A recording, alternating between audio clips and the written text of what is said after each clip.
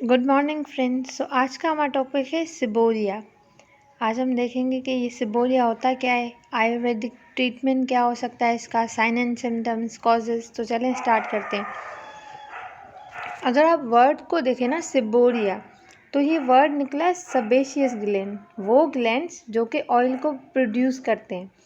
तो जो सिबोरिया है ना, वो सबसे ज़्यादा उन बंदों में होता है जिनकी ऑयली स्किन होती है ना, उनको सिबोरिया ज़्यादा होता है। तो अब देखते हैं सिबोरिया है क्या। ये एक स्किन प्रॉब्लम है जिसमें क्या होता है, रेडनेस, इच्ची, रैशेस एंड वाइट स्केली जो है ना, वो मतलब अपीयरेंस आती है। फॉर एग्जांपल, अगर किसी के स्कैल्प पे सिबोरिया हो गया है तो मैं आपको एक पिक दिखाती हूँ। ये देखिए कैसे स्केली स्किन लग रही है, बिल्कुल डैंड्रफ की तरह। मतलब ये डैंड्रफ तो है बट एक्सट्रीम लेवल का जो डैंड्रफ होता है ना, उस तरह का। देखिए कैसे यहाँ पे आपको नज़र आ रहा होगा कि मतलब खारिश होना, इच्ची स्कैल्प हो जाना, और फिर मतलब dandruff, excess of the dandruff का होना। तो ये क्या है, एक सिबोरिया है। सही है। इसमें मतलब एक दो तरह का है, एक तो सिबोरिया होगा और दूसरा सिबोरिया जो कि स्किन डर्माटाइटिस, मतलब अगर आप उसको मतलब बोलें तो उसको स्किन डर्माटाइटिस बोल सकते हैं। तो ये है सिबोरिया। ये सिर्फ आपके स्कल पे नहीं हो सकता, बॉडी के डिफरेंट पार्ट्स में हो सकता है। मिडल ऑफ द चेस्ट पे हो सकता है, आपको स्कल पे हो सकता है, फेस पे हो सकता है, कहीं पे भी हो सकता है। मतलब बहुत ज़्यादा ड्राइनेस आ जाए ना, तो उसको भी हम लोग क्या कहते हैं, सिबोरिया कह सकते हैं। When it effects the skull, अगर स्कल पे होता है तो हम लोग उसे डैंड्रफ कहते हैं। It can be on parts, मतलब different parts of the body हो सकते हैं, लाइक फेस पे हो गया, और जो बॉडी फोल्ड्स होते हैं वहाँ पे हो सकता है, नोज़ के अराउंड हो सकता है, बिहाइंड द ईयर्स हो सकता है, कान के पीछे हो सकता है, फोरहेड की तरफ हो सकता है, आईब्रोज, आईलिड्स, इन सब जगहों पे सिबोरिया हो सकता है। और दूसरी कौन सी जगह है जहाँ पे हो सकता है, middle part of the chest, chest का जो मिडिल पार्ट है वहाँ हो सकता है, नेवल के अराउंड हो सकता है, इन द स्किन फोल्ड्स, जहाँ पे स्किन फोल्ड होती है ना वहाँ पे, like under the arms, below the breast, और इन अ ग्रोन, जो ग्रोन एरियाज़ है ना, वहाँ ग्रोन एरिया पे हो सकता है, और बट्टों के एरिया पे हो सकता है। एक्सट्रीमली ड्राइनेस हो जाना, इच्चीनेस होना, वहाँ पे रेड रैशेस हो जाना इन डिफरेंट पार्ट्स में, तो उसे हम लोग सिबोरिया कह सकते हैं। और ये किस ग्लैंड से रिलेट करता है, सिबोरियस ग्लैंड, जो कि सबेशियस ग्लैंड, जो कि ऑयल प्रोड्यूस करते हैं। ये आपने देख ली, ये बच्चों में जैसे होता है, मतलब ये इन्फेंट से लेके 30 to 60 ईयर्स ओल्ड जो बंदे होते हैं ना, उनको हो सकता है। बच्चों में जिस तरह से होता है ना, बच्चे, छोटे बच्चे होते हैं, उनको सर में अक्सर आप लोगों ने इस तरह की चीज़ देखी होगी। ये सिबोरिया है। अब सिबोरिया और सिबोरिक डर्माटाइटिस, उसमें क्या डिफरेंस है? अगर आप इन दोनों पिक्स को देखें ना, तो इसमें जस्ट डिफरेंस क्या है, इन्फ्लेमेशन का। यहाँ पे देखें आप, स्केल्स, डेंड्रफ तरह की, डेंड्रफ या ऑयली जो प्रोडक्शन है ना, वो यहाँ पे भी दिख रही है। ये है हेयर फॉलिकल्स, सारी चीज़ें हैं। लेकिन यहाँ पे क्या है, एक्स्ट्रा इन्फ्लेमेशन है, inflammatory disease of the skin. तो उसको हम लोग क्या कहते हैं, सिबोरिक डर्माटाइटिस। और आपको पता है कि ये डर्माटाइटिस ऑटो इम्यून डिसऑर्डर्स की वजह से भी हो सकता है। अगर हम लोग हाइपर सेंसिटिविटी टाइप 4 की बात करते हैं ना, तो उसमें क्या है, एक एग्जाम्पल थी कॉन्टैक्ट डर्माटाइटिस। तो ये उसी तरह की, मतलब ये ऑटो इम्यून डिसऑर्डर में भी इंक्लूड किया जाता है। आगे हम लोग कॉजेज़ देखेंगे ना, तो उसमें देखेंगे इसमें क्या है। अब अगर हम लोग इसके सिम्टम्स की बात करते हैं, तो उसमें क्या होता है, अबंडेंट डेंड्रफ हो जाता है, खुश्की, हेयर लॉस हो जाता है, प्रूराइटिस हो सकता है, थिकनिंग ऑफ, मतलब जो आपकी अपर लेयर है ना स्किन की, उसकी थिकनेस हो सकती है। ऑयली स्किन शाइन्स, मतलब जो ऑयली स्किन है ना, उसमें बहुत ज़्यादा ऑयल प्रोडक्शन होती है और स्किन है ना वो शाइन करती है। स्किन पीलिंग, मतलब जो स्किन है ना वो पील ऑफ होना शुरू हो जाती है, स्केल्स आना शुरू हो जाते हैं उसमें। तो ये सारे सिम्टम्स हैं इसके। अब है कॉजेज़ की बात करते हैं, तो इसमें मल्टीपल कॉजेज़ हो सकते हैं। मतलब इसका एग्जैक्ट कॉज नहीं पता, लेकिन मल्टीपल कॉजेज़ हो सकते हैं। फॉर एग्जांपल, हार्मोनल डिसबैलेंस हो गया है, स्ट्रेस, हमें पता है स्ट्रेस में भी हार्मोन जो है ना वो इम्बैलेंस हो जाते हैं, तो उनकी वजह से हो सकता है। और एक यीस्ट है जो कि इसको कॉज कर सकता है। दूसरा क्या है, इन्फेंट है ना, उसमें जो सिबोरिया है ना वो हो सकता है, और उस सिबोरिया को हम लोग क्या कहते हैं, क्रेडल केप, मतलब वो जो स्कल पे होता है ना क्रेडल केप, मैंने आपको पीछे पिक्चर दिखाई थी उस तरह का। और वो मतलब कि जो क्रेडल केप है ना, it goes away after 6 month, मतलब 6 मंथ लग जाते हैं उनको ट्रीट होने में। जैसे बच्चे छोटे होते हैं ना, उनको अक्सर ये चीज़ें होती है। It may also effect the diaper area, जो बच्चों के डायपर एरिया पे रैशेज नहीं हो जाते, उनको भी आप सिबोरिया कह सकते हैं। सिबोरिया ऑल्सो इफेक्ट अडल्ट, मतलब जो अडल्ट हैं उनको भी इफेक्ट कर सकता है, और एल्डरली जो पेशेंट्स होते हैं ना या पर्सन होते हैं उनको भी ये इफ़ेक्ट कर सकता है। और ये ज़्यादा कॉमन होता है मेन में as compare to the womens. Seborrhoea है ना वो मोर फ्रीक्वेंटली उन बंदों को होता है जिनकी ऑयली स्किन हो, मतलब जिसके सेबेशियस ग्लैंड ओवर प्रोडक्शन करते हैं ऑयल की, तो उन्हें हो सकता है। और कुछ लोग ऐसे जिनको पार्किंसन डिजीज़ है या एड्स है, तो उनको भी हो सकता है। आगे देखते हैं ऑटो इम्यून डिसऑर्डर्स, उसमें हो सकता है लाइक हाइपर सेंसिटिविटी टाइप 4, मतलब जिसमें आपका इम्यून सिस्टम है ना वो मतलब कि अपने ही सेल्स के खिलाफ एंटीबॉडीज़ बनाना शुरू कर देते हैं।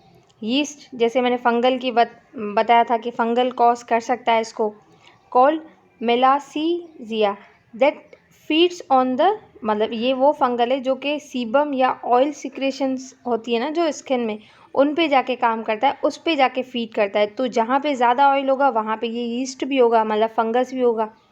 या वेदर ज़्यादा कोल्ड या ड्राई हो जाता है ना, तो कैसे आपकी स्किन पूरी ड्राई हो जाती है, तो उन एरियाज़ मतलब उस सीज़न में भी हो सकता है आपको। जेनेटिक्स भी इन्वॉल्व हो सकती है, और कुछ मेडिसिन हैं और कुछ मेडिकल कंडीशन है जिसकी वजह से सिबोरिया हो सकता है। तो अगर आपको सिबोरिया है और आपको कॉज पता है कि मैं ड्रग ले रही हूँ उसकी वजह से हो, या ये जो डिज़ीज़ है उसकी वजह से, तो जैसे आपकी डिज़ीज़ ट्रीट हो जाएगी ना, और जैसे आप उस मेडिसिन को छोड़ दोगे, तो सिबोरिया अपने आप ठीक हो जाएगा। लेकिन अगर ये ठीक नहीं होता ना, तो आपको अगर स्कल पे, तो इस तरह के शैम्पू या कॉर्टिकोस्टेरॉइड्स या कुछ होम रेमेडीज़ या तो आयुर्वेदिक जो चीज़ें हैं ना, उनको यूज़ करके आप इसको ट्रीट कर सकते हो। अब कौन रिस्क पे, अगर हम लोग इसका रिस्क देखें तो वो बंदा जिसको पार्किंसंस डिजीज़ है, जैसे हमने उन्होंने पहले ही बात की थी, और जैसे डिप्रेशन है या साइकाट्रिक प्रॉब्लम्स है, तो उन्हें सिबोरिया हो सकता है, मतलब न्यूरोलॉजिकल कंडीशंस। और वो जिनका इम्यून सिस्टम वीक है उनको हो सकता है। इसलिए हम लोग कहते हैं जिसको सिबोरिया है या जिसको मतलब ड्राइनेस है ना स्किन में, तो वो विटामिन सी है ना उसकी सप्लीमेंट्स ले, और ऐसा फूड ले जो कि रिच इन विटामिन सी हो, या सिट्रस फ्रूट है ना वो ले, क्योंकि वो विटामिन से रिच होता है, तो उससे खाने से ये ट्रीट हो जाती है। तो जिसका इम्यून सिस्टम वीक हो, लाइक किस कंडीशन में इम्यून सिस्टम वीक हो जाता है, आप इम्यूनोसप्रेशन लेते हो तब भी इम्यून सिस्टम वीक हो जाता है, एड्स या HIV तब भी इम्यून सिस्टम वीक हो जाता है, या अल्कोहलिक पेनक्रेटाइटिस है तब भी इम्यून सिस्टम वीक हो जाता है। कुछ कैंसर में भी ये होता है। और अगर ऑर्गन ट्रांसप्लांट करते हैं, हमें पता है ऑर्गन ट्रांसप्लांट करने के टाइम पे कॉर्टिकोस्टेरॉइड्स देते हैं, जो कि इम्यून सिस्टम को, या इम्यूनोसप्रेसिव जो थेरेपी है ना वो देते हैं कि वो जो ऑर्गन ट्रांसप्लांट किया ना उसका रिफ्यूजन ना हो। तो अगर इम्यून सिस्टम को सप्रेस किया गया है, वीकन है, तो उसकी वजह से भी हो सकता है कि सिबोरिया हो। कुछ मेडिकेशंस जो कि मतलब इन्वॉल्व होती है, जैसे इंटरफेरोन हम लोग हेपेटाइटिस में देते हैं, उनकी वजह से सिबोरिया हो सकता है। लिथियम देते हैं मेनिया वगैरह प्रॉब्लम्स में, तो इन सब मेडिसिन्स की वजह से भी सिबोरिया हो सकता है। आगे चलते हैं कि सिबोरिया को आयुर्वेदिक है ना वो कैसे डिफ़ाइन करता है। अगर हम लोग आयुर्वेदिक लैंग्वेज में बात करें ना, तो हमारी जो बॉडी है ना, जो बायोलॉजिकल फोर्सेस हैं, 3 बायोलॉजिकल फोर्सेस जो कि हमारी बॉडी में लगती हैं, और अगर इन 3 का इम्बैलेंस हो जाता है ना, तो डिफरेंट तरह की डिजीज़ हो सकती हैं। तो सिबोरिया में भी हम लोग इसका कॉन्सेप्ट लेते हैं। अगर हम लोग आयुर्वेदिक की बात करें ना, अकॉर्डिंग टू आयुर्वेदिक जो इंडिविजुअल की बॉडी है ना, उसमें बायोलॉजिकल 3 फोर्सेस लगती हैं। एक तो वाता, पित्ता और कापा, जिसको हम दोषाज कहते हैं, सही है। और अगर हम इन तीनों को मिला के बात करें ना, तो उनको बोलते हैं दोषाज। अगर हम लोग इनकी बात करें तो इसका मतलब है अगर किसी भी एक में इम्बैलेंस हुआ या दूसरे में हुआ, तो ऑटोमेटिकली जो तीसरी चीज़ है ना उसमें भी इम्बैलेंस होगा। Imbalance in the vata and kapha leads to the elevation in the pitta. मतलब जब वाता और कापा में इम्बैलेंस आ जाएगा तो पित्ता है ना वो एलिवेट हो जाएगा, और जब पित्ता का जो लेवल है ना वो एलिवेट होगा तो उससे ना बॉडी में डिफरेंट एरियाज़ पे इन्फ्लेमेशन हो जाएगी, और इसे हम लोग कहते हैं सिबोरिया, के वाता के लेवल को इंक्रीज़ होना सिबोरिया कॉज करवा रहा है। अब अगर हम लोगों ने आयुर्वेदिक लैंग्वेज में बात की है तो अब हम लोग आयुर्वेदिक में देखेंगे कि इसका ट्रीटमेंट क्या है सिबोरिया का। एज आई अर्लियर सेड, जिसका इम्यून सिस्टम वीक होगा उसे सिबोरिया हो सकता है। तो अगर वाता का जो पित्ता का जो मतलब लेवल एलिवेट हुआ है ना उसको मतलब मेंटेन करना, उसको बैलेंस में लाना, मतलब उसको जो एलिवेटेड लेवल है ना उसका कम करना, उसके लिए हम लोग कुछ आयुर्वेदिक चीज़ें हैं वो लेते हैं। तो अगर हम लोग बात करते हैं ना आंवला की, जिसे इंडियन ग्रूसबेरीज भी कहते हैं, ये रिच इन विटामिन सी होता है, आपके इम्यून सिस्टम को बूस्टअप करेगा। तो इसको खाने से क्या होगा, मतलब जो सिबोरिक हेपेटाइटिस है जो सिबोरिक डर्मेटाइटिस है ना वो ट्रीट हो जाएगी। For example it act as a natural antioxidant, जो फ्री रेडिकल्स वगैरह बॉडी में आ रहे हैं तो उनको ये क्या करेगा, रिमूव करेगा। एंड बूस्ट द इम्यूनिटी जो लेवल है ना उसको बूस्ट करेगा और कंट्रोल करेगा सिबोरिक डर्मेटाइटिस, जो फ्लेयर्स अप हो जाते हैं ना, मतलब जो स्किन में रैशेज हो जाते हैं, रेड स्किन हो जाती है, तो उसको ये क्या करेगा, ट्रीट करेगा। अब हम लोग सेकंड की बात करते हैं, वो है गुदुची। गुदुची का मतलब है ग्लोरी, गिलोय ना एक हर्ब है, सही है, और ये भी एंटी इन्फ्लेमेटरी प्रॉपर्टीज़ रखती है। तो अगर हम लोग इसको लेते हैं ना तो जो एलिवेटेड पित्ता का लेवल है ना वो स्मूथ हो जाता है, मतलब अपने बैलेंस में आ जाता है। और दूसरा जो इसकी प्रॉपर्टी है ना एंटी इन्फ्लेमेटरी प्रॉपर्टी, मतलब जो इन्फ्लेमेशन हो रही है, रेडनेस हो रही है, ये रैशेज हो रहे हैं या इचीनेस हो रही है, तो उसको वो कम कर देगी गिलोय। उसके बाद आ जाते हैं निम्बा, जिसे हम लोग नीम कहते हैं, एजा डायरेक्टा इंडिका फैमिली से लिया गया है इसको। तो जो निम्बा है या नीम है ना, हमें पता है नीम में एंटी फंगल, एंटी वायरल और एंटी बैक्टीरियल प्रॉपर्टीज़ होती हैं। तो अगर आप नीम की चीज़ें यूज़ करते हैं, फॉर एग्जांपल अगर आपको सिबोरिया फेस पे हो रहा है तो आप नीम सोप यूज़ करें तो उससे ट्रीट हो सकता है आपका सिबोरिया। या नीम है ना उसका टोनर बना के आप फेस पे, या अगर आपके स्कल पे कोई इन्फेक्शन ऐसा हुआ है या डैंड्रफ वगैरह हुआ है तो आप उसका टोनर बना के भी आप अपने बालों में लगा सकते हैं। इसका टोनर कैसे बनेगा, आपने क्या करना है, 2 गिलास पानी के लेने और उसमें ना हैंडफुल आपको ना नीम के लीव्स वो डाल देने, उसको बॉईल करना है। जब वो पानी है ना 1 गिलास बच जाए तो उससे क्या होगा, टोनर बन जाएगा। जैसे ही आप अपना जो स्कल्प वॉश करते हैं ना, फिर ये टोनर है ना उससे रिंस कर दें अपने स्कल्प को, तो उससे भी जो आपका सिबोरिक जो आपकी प्रॉब्लम्स है ना वो रिमूव हो जाएंगी, मतलब ट्रीट हो जाएंगी।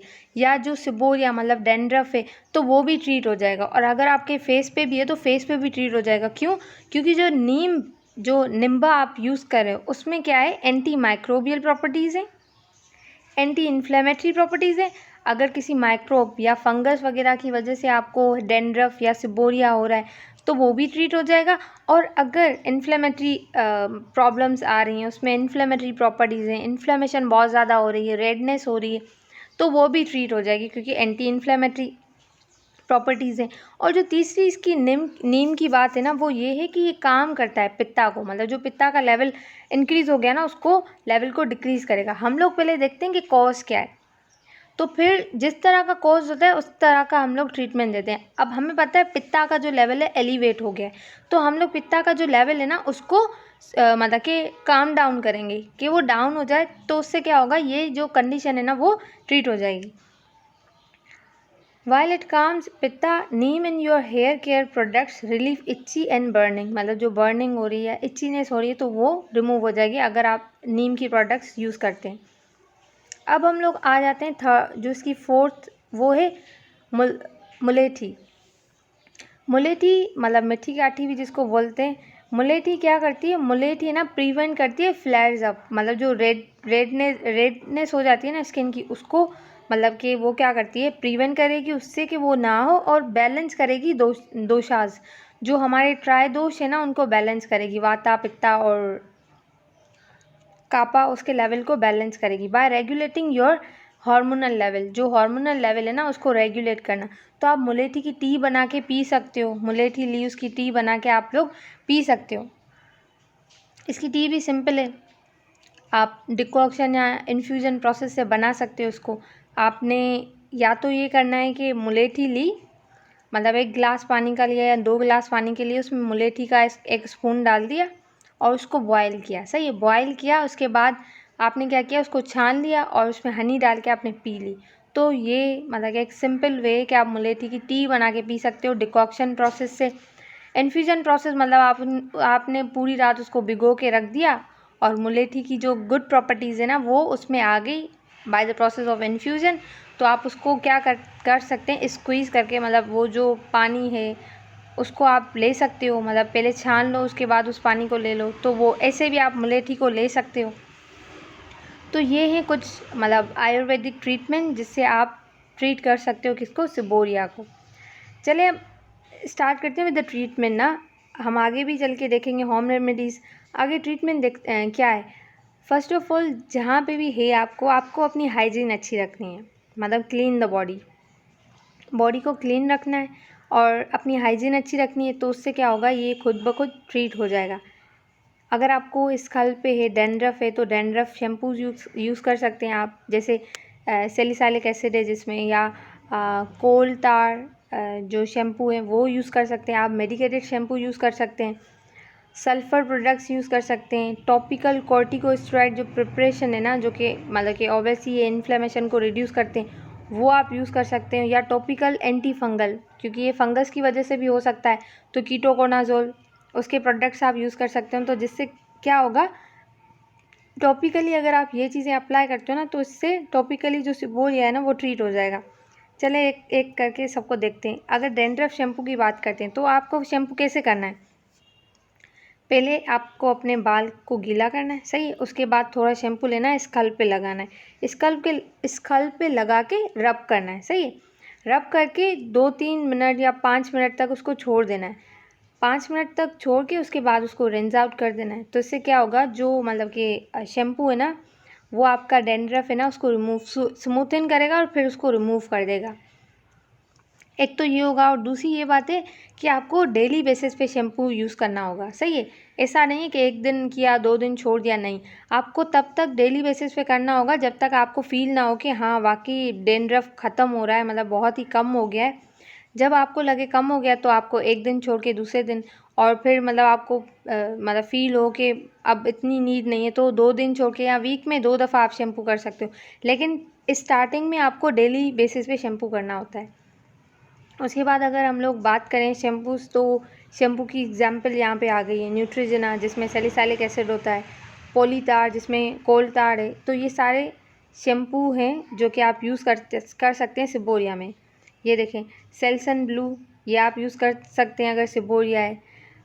न्यूट्रिजिना का आप यूज़ कर सकते हैं शैम्पू। इसमें लिखा हुआ है 2 in 1, मतलब एंटी डैंड्रफ शैम्पू है, कंडीशनर भी है। तो मतलब दोनों चीज़ें हैं कि आपके जो बाल हैं उनको कंडीशनर भी करेगा और डैंड्रफ को भी रिमूव करेगा, मतलब सॉफ्टनेस देता है आपके बालों को। और ये है पॉलीटार का, जिसमें कोल टार इसका जो एक्टिव है वो कोल टार है। और अगर आप इसकी चीज़ देखें ना, एक्जिमा में आप यूज़ कर सकते हैं, सिबोरिक डर्माटाइटिस में यूज़ कर सकते हैं, सोरियासिस में यूज़ कर सकते हैं, डैंड्रफोस में यूज़ कर सकते हैं, इचीनेस या स्केली स्किन हो जाती है तो उसमें आप इस शैम्पू को यूज़ कर सकते हैं। तो ये सारे क्या है, शैम्पूज़ के एग्जाम्पल थे जो कि आप यूज़ कर सकते हो किसमें, सिबोरिया में। अब हम लोग मेडिकेटेड शैम्पू की बात करते हैं। मेडिकेटेड शैम्पू है ना वो भी आप यूज़ कर सकते हो। ऐसे मेडिकेटेड शैम्पू जिसमें कीटोकोनाजोल हो जो कि एंटी फंगल है अगर फंगस की वजह से हो रहा है, सीक्लोपायरोक्स हो या सेलिनियम सल्फाइड हो या उसमें सैलिसाइलिक एसिड हो या कोल टार हो, ये सारे जो शैम्पू है ना आप यूज़ कर सकते हो। कैसे, twice a week for a month और लॉन्गर, 2 दफ़ा वीक में लगाना है आपको मेडिकेटेड शैम्पू। और डिपेंड्स अपॉन द सिवियरिटी, अगर बहुत ज़्यादा सिवियर है तो आपको डेली बेसिस में लगाना होगा, उसके बाद आपको वीक में 2 दफ़ा, और फिर आपको 1 मंथ और 2 month may be longer than that. जब तक आपका ट्रीट नहीं हो जाता ना, तब तक आप इसको यूज़ कर सकते हैं। उसके बाद है, अगर होम रेमेडीज़ की बात करें तो उसमें है ऑलिव ऑयल। अब ऑलिव ऑयल आप कैसे यूज़ कर सकते हैं? नहाने से पहले आपका स्कल्प भी मतलब साफ़ हो, जैसे आपको डेली बेसिस पे नहाना है या शैम्पू करना है, तो क्या करना है, शैम्पू करने से पहले आपने 1 घंटा पहले ऑलिव ऑयल लेना है, उसको आप स्कल्प पे लगा लेना है, फिर उसको रब करना है। उसके बाद 1 घंटे के लिए या 2 घंटे के लिए उसको छोड़ दें।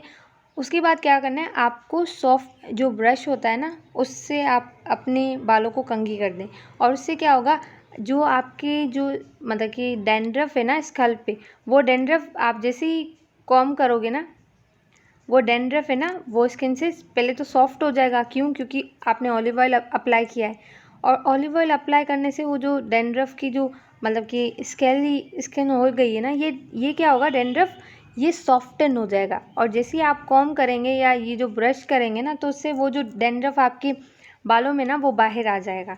तो एक तो ये वे है कि आप मतलब ऑलिव ऑयल लगा के फिर उसको ऐसे भी निकाल सकते हैं।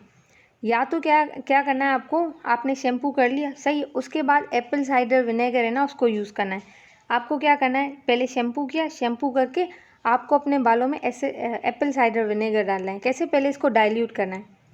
आपने पानी लिया, मतलब 3-4 स्पून अगर आप लोगों ने पानी लिया, जितना पानी लिया उतना एप्पल साइडर विनेगर लेना है, सही है। उन दोनों को मिक्स करके फिर अपने बालों पे मतलब शैम्पू के बाद अपने बालों पे लगा देना है। बालों में लगा के फिर उसको 15 मिनट के लिए छोड़ देना है। 15 मिनट के बाद आपको फिर सिंपली अपने बालों को पानी से रिंस कर देना है। तो ये क्या करेगा, एप्पल साइडर विनेगर, ये जो अगर इच्चीनेस है या स्केली स्किन हो रही है या रेडनेस हो रही है, तो उससे प्रिवेंट करता है एप्पल साइडर विनेगर। और जो डैंड्रफ है ना उसको भी ट्रीट करता है एप्पल साइडर विनेगर। ये भी एक होम रेमेडी है। दूसरा, आप फिश ऑयल है ना उसके कैप्सूल्स लें। ये rich in omega 3 fatty acid उसमें रिच होता है, तो ये आपको बहुत ज़्यादा हेल्प आउट करेगा सिबोरिया को ट्रीट करने में। अगर हम लोग बात करते हैं ना, consuming fish oil supplement is highly recommend for overall immune function. आपके जितने भी इम्यून फंक्शन है ना उनके लिए बहुत ही ज़्यादा अच्छा होता है। अगर आपको आपका फेस वहाँ पे बहुत ज़्यादा एक्नी हो रही है, तो उसके लिए भी आप फ़िश ऑयल को यूज़ कर सकते हो। बाल बहुत ज़्यादा गिर रहे हैं, तो उसके लिए भी आप फ़िश ऑयल को यूज़ कर सकते हो, क्योंकि it is rich in omega 3 fatty acid. और आपको पता है ओमेगा 3 फैटी एसिड हमारे लिए कितना बेनिफिशियल है। तो जितने बेनिफिट्स ओमेगा 3 फैटी एसिड के ना, वो आपको फ़िश ऑयल से मिल सकते हैं। Fish oil supplement can help you reduce flare up of the seborrheic dermatitis frequently. अब उसके बाद आ जाते हैं हम कोकोनट ऑयल की तरफ। अब कोकोनट ऑयल है ना वो आपको कैसे यूज़ करना है, अगर आपके स्कल्प पे डैंड्रफ हो गया है तो क्या करना है, पहले आपको शॉवर लेना है, मतलब शैम्पू करना है। शैम्पू करने के बाद आपको क्या करना है, 1 स्पून लेना है किसका, कोकोनट ऑयल का। उसको अपने जो स्कल्प है ना उसको मतलब शैम्पू के बाद आपने अपने स्कल्प में इसको रब करना है। रब करके मसाज करनी है, मसाज करके आपको छोड़ देना है। तो इससे भी क्या होगा, जो आपका डैंड्रफ है ना वो सॉफ्ट हो जाएगा, और फिर वो मतलब कि बालों से बाहर आ जाएगा, आपके स्कल्प से बाहर आ जाएगा। ये कर सकते हैं। दूसरा है एलोवेरा। एलोवेरा बहुत अच्छा है डैंड्रफ को ट्रीट करने के लिए, सिबोरिया को ट्रीट करने के लिए। एज़ यू नो कि जो एलोवेरा है ना उसकी हीलिंग प्रॉपर्टीज़ बहुत अच्छी होती हैं, तो ये आपकी स्किन को जल्दी हील करने में मदद करता है, तो हील अप करता है आपकी स्किन को। या आपका वोन या कहीं पे भी पेन होता है या इचीनेस होती है, तो हम लोग क्या करते हैं, एलोवेरा को यूज़ करते हैं। तो सिंपली क्या करना है, फ्रेश एलोवेरा लेना है, उसकी जो जेल है ना उसको एक्सट्रैक्ट करना है। और एलोवेरा जब भी आप फ्रेश लेते हो ना, तो उसको आधा घंटा मतलब पहले आपने कट किया, प्लांट से लिया, उसको आधा घंटा छोड़ देते, क्योंकि इसके जो टॉक्सिन्स होते हैं ना, येलो या ग्रीनी टॉक्सिन्स, वो बाहर निकल आते हैं। मतलब एक फ्लूइड निकलता है येलो ग्रीनिश टाइप का, वो निकल जाता है। उसके बाद मतलब आधे घंटे के बाद आपको उसको वॉश करके फिर उसकी जो जेल है ना उसको एक्सट्रैक्ट करना है। उसकी जेल को एक्सट्रैक्ट करके वो आप डायरेक्टली अपने स्कल्प पे लगा सकते हो, या बॉडी के कुछ पार्ट्स जहाँ पे आपको सिबोरिया हुआ है वहाँ पे लगा सकते हैं। फ्रेश इसका एक्सट्रैक्ट लगाएंगे ना तो उससे इन्फ्लेमेशन है ना वो कम हो जाएगी, और जो सिबोरिया है ना वो ट्रीट हो जाएगा, क्योंकि इसकी हीलिंग प्रॉपर्टीज़ बहुत अच्छी हैं। Apply freshly extracted aloe vera gel to the affected area and leave it on, मतलब फिर छोड़ देना है। Aloe vera is well known for its natural anti inflammatory properties, इसकी एंटी इन्फ्लेमेटरी प्रॉपर्टीज़ होती हैं इसकी वजह से, and work well in treating seborrhoeic dermatitis. अब उसके बाद आ जाते हैं रॉ हनी। सिंपली आपको क्या करना है, अगर रॉ हनी की बात करें वो एंटी माइक्रोबियल प्रॉपर्टीज़ रखती है, बहुत अच्छी होती है। तो अगर आप रो हनी की बात करें ना, उसमें क्या करना है, आपको 2 स्पून लेनी है हनी और उसको क्या करना है, वाटर में डाल देना है। कितने कितने कप पानी में, 1/4 कप पानी में, मतलब 1/4 ऑफ द कप पानी में आपने 2 स्पून हनी के लेने और उसको डिज़ोल्व करना है। डिज़ोल्व करके आपने अपने स्कल्प पे लगा देना है, उसके बाद छोड़ देना है। फिर उसके बाद अपने स्कल्प को रिंस कर देना है हाफ एन आवर के बाद। तो ये भी बहुत अच्छा होता है treatment for the seborrhoeic conditions. अब आ जाते हैं tea tree oil.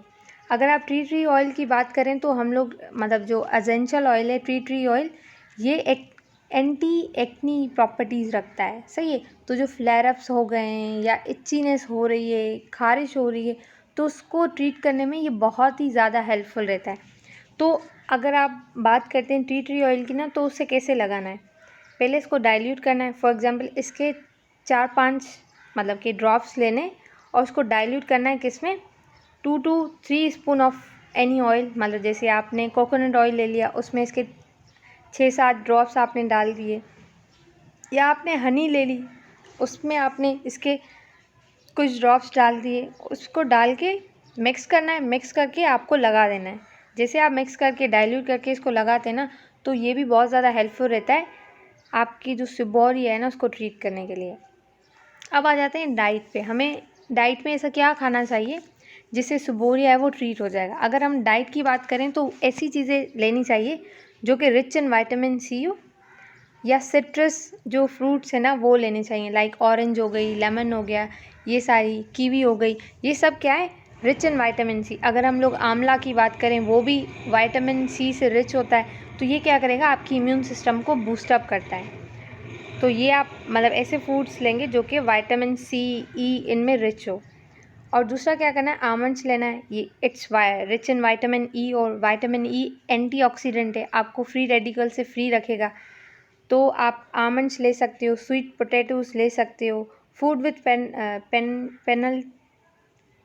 Plenty of vitamin E, ऐसे फूड ले सकते हो जिसमें विटामिन ई बहुत ज़्यादा हो, जैसे व्हीट जम्स हो गए या एवोकाडो हो गया, वो आप यूज़ कर सकते हो क्योंकि it's rich in vitamin E, और विटामिन ई एक एंटीऑक्सीडेंट है और आपकी स्किन के लिए बहुत अच्छा होता है।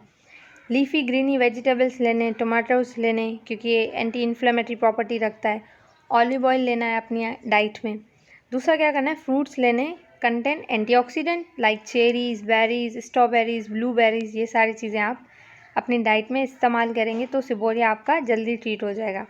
अगर हम लोग दूसरे इसके ट्रीटमेंट देखते हैं तो केराटोलाइटिक ट्रीटमेंट, जिसमें क्या होता है, सैलिसाइलिक एसिड प्रोडक्ट्स आपको यूज़ करने, lactic acid, urea, propylene glycol can help remove scales. जो स्केल्स बन गए ना स्कल्प पे या फेस वगैरह पे, तो उसके लिए आपको केराटोलाइटिक प्रोडक्ट्स यूज़ करनी है।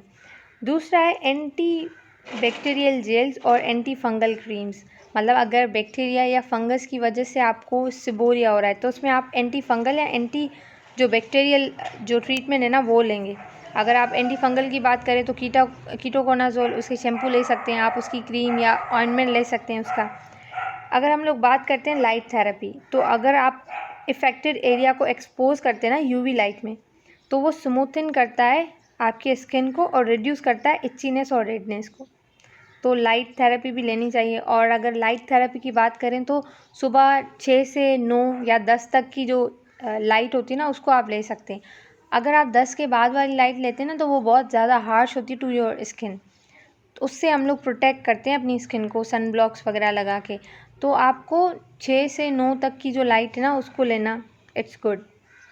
उसके बाद अगर हम लोग बात करते हैं कोल्टार, उसके शैम्पू आप ले सकते हैं। Coal tar cream can help slow the process of skin cell dying, मतलब जो स्किन सेल आपके डाई हो रहे हैं, फॉलिंग ऑफ हो रहे हैं, उनको क्या करेगा, स्लो डाउन करेगा। स्केली जो एरिया होते हैं वहाँ पे आप अप्लाई कर सकते हैं, इफेक्टेड एरिया पे अप्लाई कर सकते हैं फॉर द सेवरल आवर्स, मतलब लगा के छोड़ देना है सेवरल आवर्स के लिए, और शैम्पू कर देना है लेटर ऑन, मतलब उसके बाद शैम्पू कर देना है अगर आपके स्कल पे सिबोरिया हुआ है तो। कॉर्टिकोस्टेरॉइड प्रिपरेशंस आप यूज़ कर सकते हैं, लोशन ले सकते हैं कॉर्टिकोस्टेरॉइड्स के, ऑइंटमेंट्स ले सकते हैं, क्रीम्स ले सकते हैं, उसको जो इफेक्टेड एरिया है उस पर अप्लाई करेंगे तो उससे क्या होगा, इन्फ्लेमेशन रिड्यूस हो जाएगी। क्रीम शैम्पू कंटेन कॉर्टिकोस्टेरॉइड्स और हाइड्रोकॉर्टिसोन वो आप यूज़ कर सकते हैं फॉर द सिबोरिया।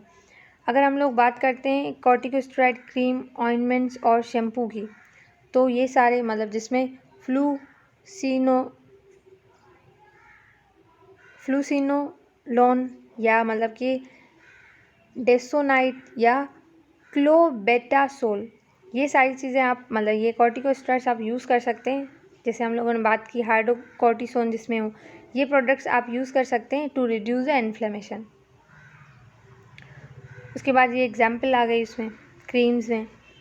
अब आते हैं antifungal cream, gel and shampoo. अगर आप कोई भी शैम्पू जिसमें कीटोकोनाजोल हो या साइक्लोपायरॉक्स हो तो उसको आप यूज़ कर सकते हैं, पायरॉक्स।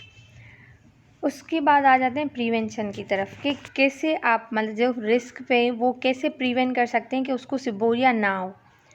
आपको क्या करना है, मतलब डेली बेसिस पे शैम्पू करना है रेगुलरली, जो कि आपको फील है कि आपको सिबोरिया हो सकता है, मतलब ऐसी कोई हेल्थ कंडीशन है या ऐसी कोई मेडिसिन आप ले रहे हो तो आपको हाइजीन अच्छी रखनी है। तो इससे क्या होगा, अगर सिबोरिया है तो वो भी चला जाएगा और दूसरा अगर नहीं है तो वो नहीं होगा।